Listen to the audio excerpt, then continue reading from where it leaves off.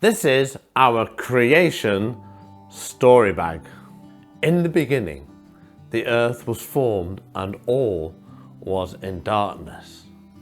God said, "Let there be light," and there was light. And God saw that it was good. And there was evening and there was morning, the first day. God made the sea and the sky. And God saw that it was good. And there was evening and there was morning, the second day.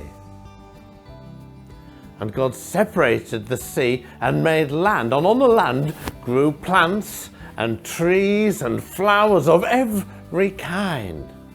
And God saw that it was good. And there was evening and there was morning, the third day. And God said, "Let there be lights in the heaven, let there be stars and sun and moon, let it be day and night." And God saw that it was good. And there was evening and there was morning, the fourth day.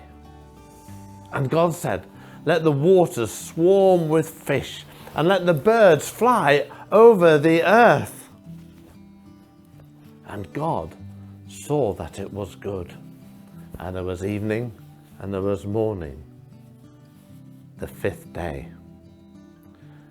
God said, "Let the earth bring forth living creatures of every kind." And God saw that it was good.